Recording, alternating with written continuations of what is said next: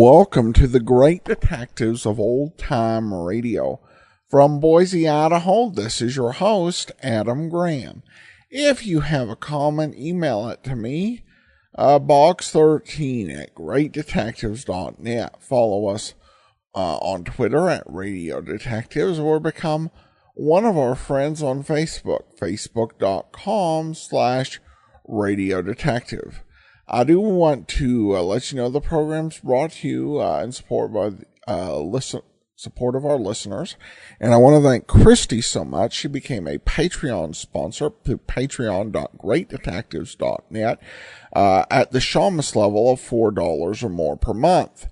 You can support us at support.greatdetectives.net for a one-time donation, or patreon.greatdetectives.net for an ongoing donation once a month. But now it's time for today's episode of Michael Shayne. The title of today's episode is The Case of the Generous Killer.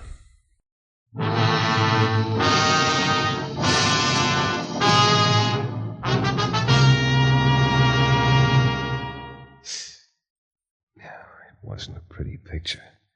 His throat had been slit not more than a minute ago. I started around the corner of the warehouse after the killer. All of a sudden, I spread-eagled in the air. Then my head splattered on the pier, and a million stars exploded in front of my eyes. And then all the lights went out.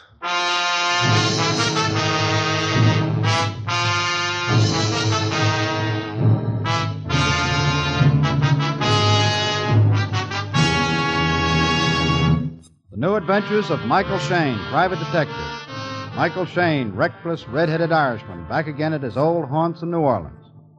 This is your director, Bill Russo, inviting you to listen to another transcribed episode, which we call The Case of the Generous Killer.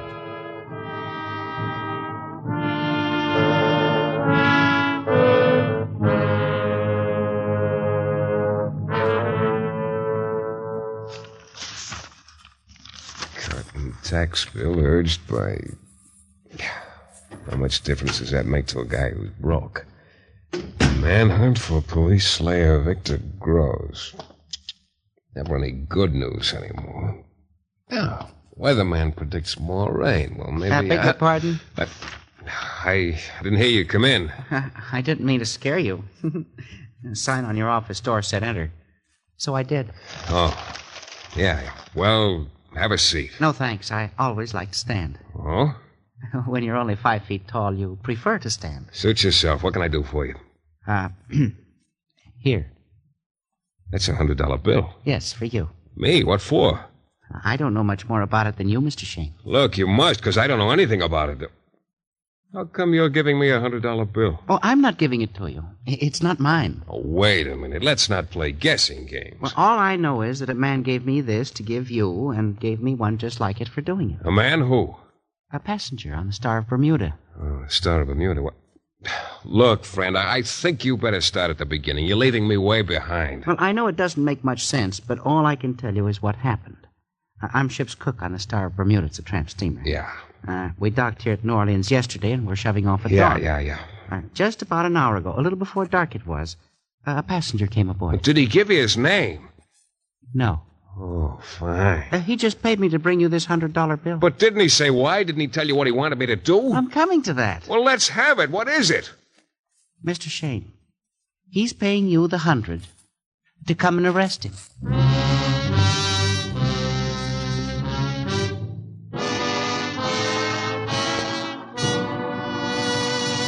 In a moment, we'll return to Mike Shayne and the case of the generous killer.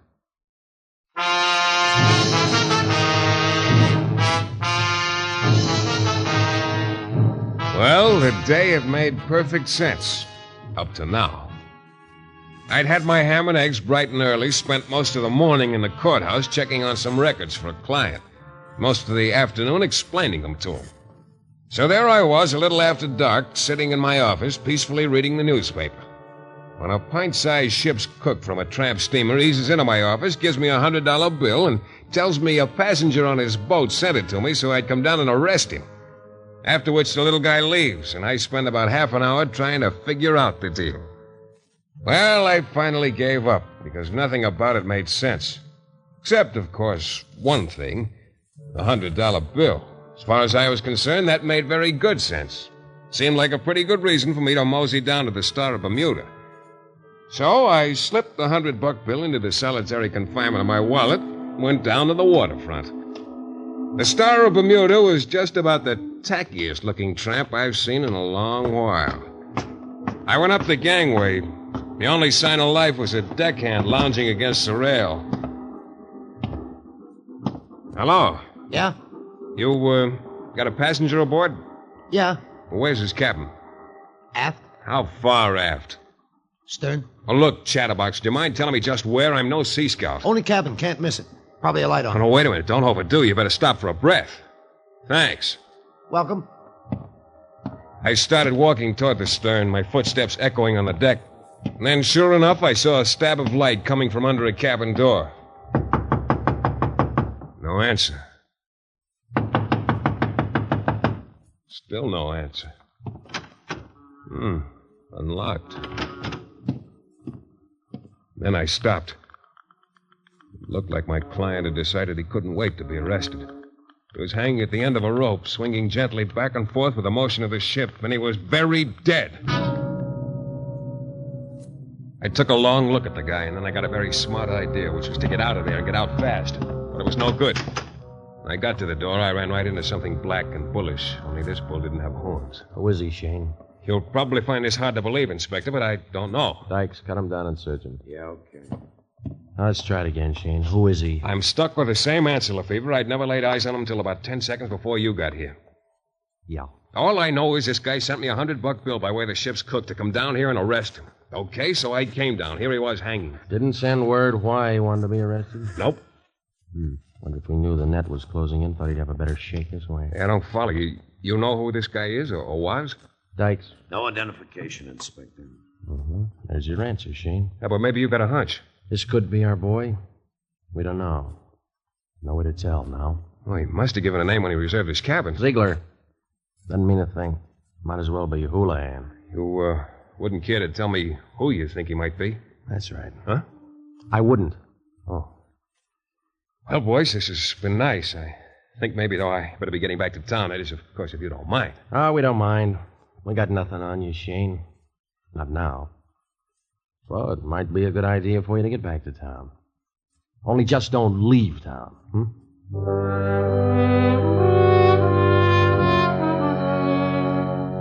Well, of course, all I could do at that point was send Inspector Lefevre an RSVP to his cordial invitation to remain in New Orleans. My RSVP read, "Yes, Inspector."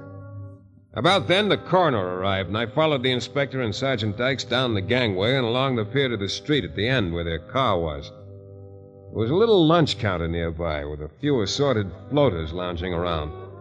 Among them, a skinny, nervous, slippery character appropriately nicknamed the Weasel. A guy who made his living selling information and anything else he could steal. As I walked by the stand, Weasel looked at me, rolled his cigarette from one side of his mouth to the other, let one of his eyelids droop a little. I got the message. I watched the two plainclothesmen drive away, and sure enough, pretty soon the Weasel eased over to me. Hello, Mikey. What's on your mind? Want to talk to you. What about? It's big, Mikey. And crooked. Nah, Mikey, you got it wrong. It's big and level. That'd be the day. Oh, I'm giving it to you straight. It's hot, Mikey. Okay, come on. We'll go have a cup of coffee. Nah. Too many people. Come on. I know where we can talk.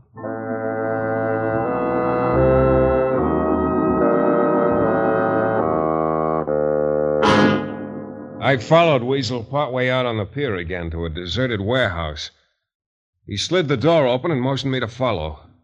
It was dark as pitch inside, but that seemed to be the way Weasel wanted it.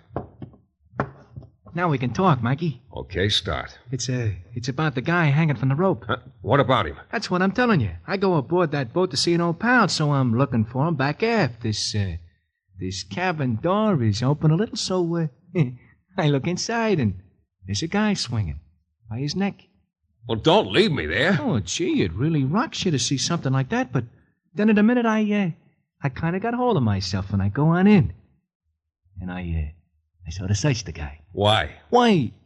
Because, well, I figured I want to find out who he is. Yeah, you mean you figure you'll lift his wallet? Oh, no, Mike. You know, that's about the one thing I figured you'd draw the line at, robbing a dead man. I tell you, but I was wrong, I guess. Now, quit trying to sell that yarn about wanting to find out who he is. Well, okay, Mikey. Fella's got to make a buck somewhere. But I did find out who the guy is, Mikey. All right, let's have it then. There was some papers in his wallet, letters, stuff like that, and they show that this guy is Victor Groves. Victor Groves. The name hit me like a bulldozer. All of a sudden, a lot of things started making sense. His name was in the headlines because Victor Groves was a hired killer, but he was only a name. Nobody had ever seen him except his victims, and they naturally were never in a position to identify him. But why Victor Groves had sent the money to me to arrest him, why he'd decided to hang himself before I got there, still didn't add up. Neither did Weasel's angle in lifting the papers. Don't you get the pitch, Mikey? You and me. We're the only ones who know the stiff is Victor Groves. So? So there ought to be a payoff. The cops probably fork over something to find that out. So then they could call off the hunt. Got it all figured out, haven't you, Weasel? Sure. I don't dare go near the cops, but you can. So you handle the arrangements and we split the take. Right down the middle, huh?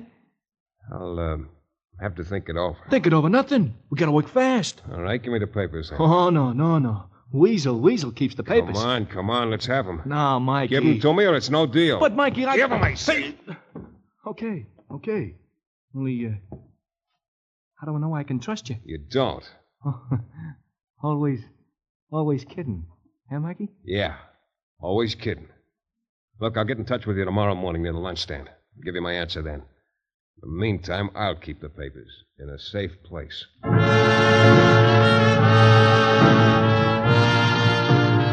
I put the wallet in my pocket and stepped back out on the pier. Weasel stood watching me as I started down the pier. I wondered if he had a hunch about what was going on in my mind. If he did, there was going to be trouble. Because what was going on in my mind was I was going to march right down to police headquarters and turn those papers in. Yeah, Michael was going to be very law-abiding this time. And then something happened that froze me in my tracks. It was a scream from 50 yards behind me, from Weasel. I whirled around. The scream ended in a horrible gurgle. I pounded back toward him, but he had already crumpled up over on the pier. Even in the dim light, I could see his throat had been cut very recently. I started around the warehouse after the killer. All of a sudden, I was spread eagled in the air, and my head splattered on the pier, and a million stars exploded in front of my eyes. And then all the lights went out.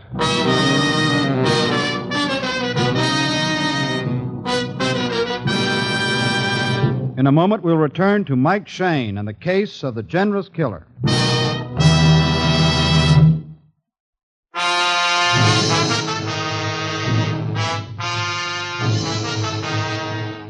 It all started when a $100 bill was dropped on my desk by a 5-foot-high ship's cook who told me a passenger on a tramp steamer wanted me to come down and arrest him.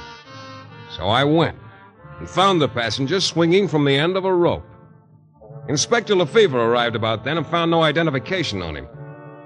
And then pretty soon a slippery character named Weasel led me into a warehouse and told me he'd lifted the papers from the dead man. Papers that proved the guy was Victor Groves, a hired killer that nobody'd ever seen. I got the papers away from Weasel and started down the pier. Weasel got his throat cut. I ran around the warehouse after the killer when a hand grabbed my ankle and I knocked myself out on the pier. And then, after a while, the haze started thinning out a little. And there I was, riding along in the back seat of a squad car with one of Lefevre's boys, Sergeant Dykes. Shayne, what are you trying to do? Shake down the police force? Shake down it. Now, wait a minute, Dykes. Let's have it slow and clear, and from the beginning. Okay. Only maybe I won't be telling you anything you don't already know. A couple of weeks ago, Victor Gross killed one of the boys on the force. Yeah, I read the papers. Then we find you standing in a stateroom watching a man swinging at the end of a rope. Look, Sergeant, I told you the ship's cook brought me a $100 bill from this passenger to come down and arrest him. When we left you, we drove around the block and walked back to the ship. Cook tells us he hasn't been ashore all day. Well, he's lying. Says he hardly ever goes ashore. Hates land. Weighs a shade over 300 and has trouble getting around. 300? The guy... Oh, no. Oh, yeah. So we start down the gangway going to look for you. But you save us the trouble. There's a scream farther out on the pier and then someone running. You got out and find a stoolie named Weasel lying dead and you unconscious. Then we find Victor Gross' identification papers on you. I got him from the weasel. He lifted them from the dead man. Oh, yeah. Look, Dykes, you got it all wrong. Gross committed suicide. It don't boil, Shayne. The knots in the rope and some of the bruises on Gross's neck told us it was no suicide. It was murder. He was strangled. Well, about that time, I was willing to sell my Social Security number very cheap. 2 murders, with me sitting in the chief suspect's chair on both of them. I guess it was a little after 1 in the morning when my cell door opened and clanged shut again. I looked up. Inspector Lefevre was standing there. Shayne, Hello, Inspector. let's talk. Why, it's been a losing game for me so far. Seems to be quite a case against you. Yeah, according to just about everybody but me. Look, Inspector, I didn't kill Gross. I didn't lift his papers, and I didn't kill the weasel. That might be kind of hard to prove. About the weasel, that is. And maybe somebody will tell me how I managed to slit his throat, get rid of the knife, and then knock myself out. Mm-hmm. You could have managed it. Okay. But I don't think you did. But what? No, I don't think you killed the weasel, and I'm pretty sure you didn't kill Victor Gross. Well, what do you think I've been trying to tell you boys all night? Yeah. You know, Shayne, the passenger who was choked to death, we identified him. He is not Victor Gross. He's not Gross? Mm-mm. Well, then it adds up why Weasel was killed. Because the real Victor Gross found out Weasel had lifted the papers from the dead man and thought Weasel still had them. Could have been that way. It has to be that way, Inspector. Look, Victor Gross knows you're out to get him, so he gets a drifter from the waterfront into that stateroom on the tramp steamer. He kills the guy, plants his own papers on him, strings him up to make it look like suicide, and then he... Hey, wait a minute. That little guy who brought me the 100 said he was the ship's cook. He must have been the real Victor Gross. That's the way it's beginning to look, Shayne. He wants you to come down, discover the body. Then everybody thinks Gross committed suicide, the case is closed, and the pressure's off the real Gross. That little guy. Who'd have ever figured that he... I can't even remember much what he Well, looked try to remember, will you? Yeah, but I wasn't paying much attention. I remember he was very small. What about the face? Oh, thin face. Straight nose. Dark eyes. All right.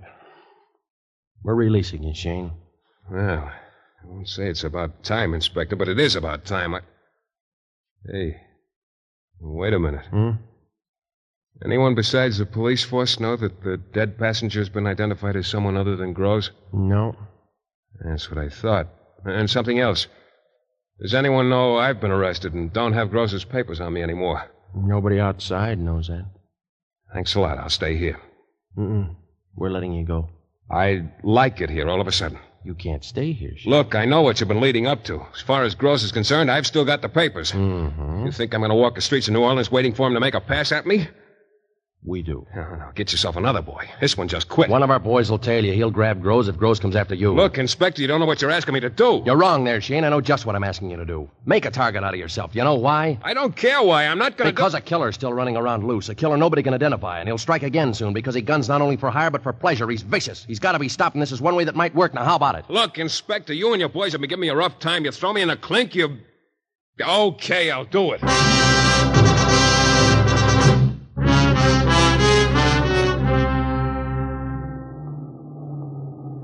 Well, this ought to do, Shayne. Sure, Dykes. One place is as good as another. You got it straight now. 2 straight. I'm to go back to my office building, then start out.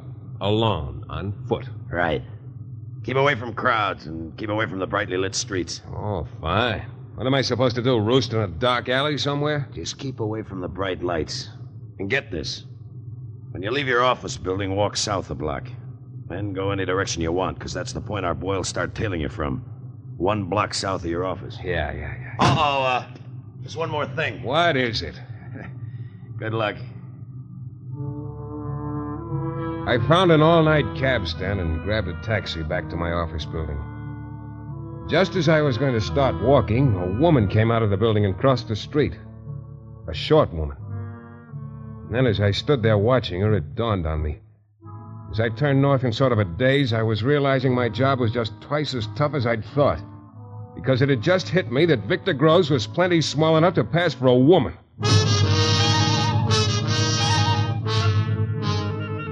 By the time I digested that pleasant thought, I realized I was about a block and a half from my office. I slowed down, looked around. The streets were pretty deserted.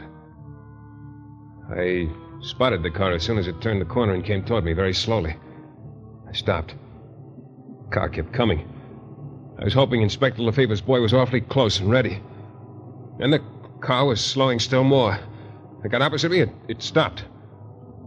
The window toward me started rolling down, but I couldn't see inside, so I waited, and then... Hey, Bud, how do I get to St. Louis Street from here? I told him. Stood there watching him drive away. Took out my handkerchief and mopped my face a little. Then I started walking again. A little lady with a tray of flowers had been standing near the entrance of a bar, started crossing the narrow street toward me. I stopped. She had a shawl over her head, and she was short. I stood there and watched as she came up to me. A flower, monsieur? A flower for your lapel, perhaps? Yeah, sure. You're working late tonight. Oh, oui, I always work late. Here, a nice carnation. Okay, thanks. Here. Oh, merci, monsieur. Oh, but monsieur, it is too much. Monsieur! But I was already around the corner. I didn't somehow care about staying in one place too long. The thing was getting to me a little. It seemed like all the inhabitants of New Orleans that I'd seen in the last half hour had shrunk about 6 inches suddenly. Like the guy coming down the sidewalk toward me right now. I couldn't tell where he'd come from. He was just suddenly there. I was right near the mouth of an alley, and for a minute I was tempted to dive into it, but I just stood there waiting. He was taking his time, like the other people I'd waited for. I couldn't see his face. He was pretty close now. For the third time, I was hoping Lefebvre's boy had the situation well in hand. Then the guy was right in front of me. Hey, pal, happen to have a light on you? I still couldn't see his face. I couldn't tell from his voice, so I took a match out of my pocket. I held it out and scratched it with my thumbnail. A little flame spurted up and outlined his face. It was a round face. It didn't belong to Victor Groves. The guy puffed a couple of times on a cigarette, thanked me, and walked off. I leaned against the building for a minute. I was having that let-down feeling of relief again. So when I heard the dog whimpering with pain in the alley behind me, I didn't even hesitate. I walked into the alley. As soon as I did, I realized there was no dog. There never had been. It was just a little too late, though. A hand shot around my throat. I could feel the point of a knife in my ribs, and there was a soft voice in my ear. Well, Mr. Shayne, we meet again, don't we?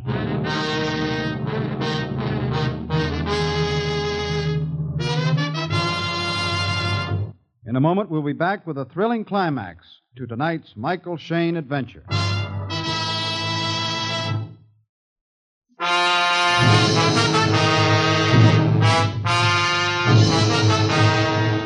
Well, there wasn't much I could say. That hand around my throat told me I wasn't supposed to say anything. Victor Groves had gotten to me at last. Inspector Lefebvre's boy was nowhere in sight. And now, Mr. Shayne, the identification papers, please. I don't have them on me, Victor. Please. I have very little time. I tell you, I don't have them on me. They're not in your office. I have searched it thoroughly. You do not have them on you, so I have wasted my time following you. But perhaps it will not be entirely a waste of time, Mr. Shayne. What do you mean? Simply that under the circumstances, I fortunately have no other alternative but to dispose of you. Now, look, Quiet! I had heard the scuffling steps a second or two before and was hoping Groves hadn't heard them, but he had. We just stood there in the alley, and I knew if I made a single sound, I'd get that knife, all 6 inches of it. The steps came nearer to the mouth of the alley, and they turned into the alley, and a little figure loomed up in front of us. The scream pulled Groves' eyes off me just long enough. I swung my elbow back hard. I was lucky. The knife went flying across the alley. Then I got hold of one of those fingers that were wrapped around my throat. I put everything I had into it. It was just enough. The fingers snapped, and the hand fell away, and I swung my fist hard. Victor Groves bounced off the wall and flopped to the ground and lay still.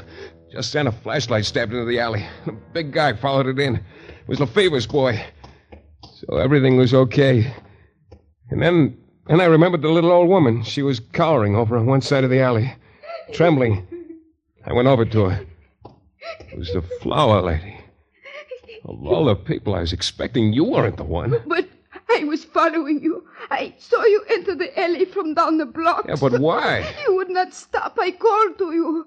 You gave me too much money, monsieur. What are you talking about? I gave you $1 and told you to keep But the that is change. just it, monsieur. It was not $1. It was $100 bill. What? I knew you had made a mistake. I had to return it to you. Well, you know that it's quite a nice touch. Gross's own $100 bill is the thing that traps him. What, monsieur? Nothing.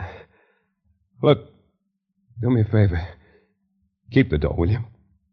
I kind of think you earned it. Well, that was just about that. Except I had a bone to pick with Inspector Lefevre. Later in his office, I brought it up.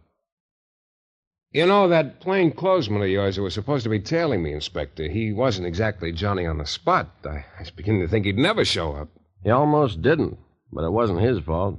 He was lucky to find you at all. What do you mean? You remember what your instructions were about leaving your office tonight? Well, yeah, I was to walk south a block, and your boy would start tailing me from there. Right. You, maybe had a lot on your mind when you left your office, huh? Yeah, I'll say. I just realized Groves might be disguised as a woman. I guess Oh, no. Oh, yeah. I... You walked north instead of south. You mean all that time your boy wasn't even close? That's right. You were all alone. Inspector, you know where I could get a good compass cheap?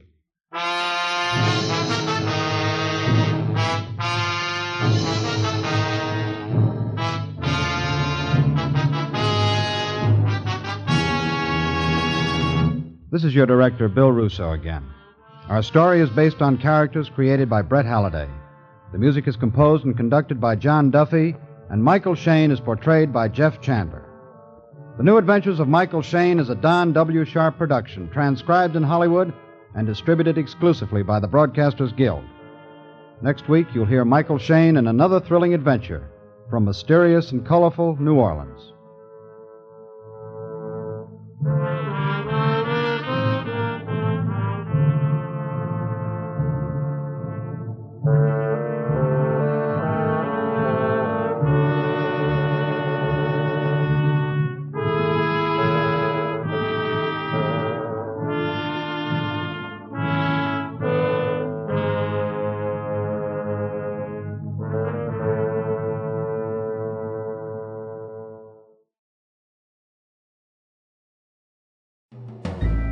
This is Andrea J. Graham, author of the Web Surfer series, and of Madam's Wife. You're listening to the Great Detectives of Old Time Radio.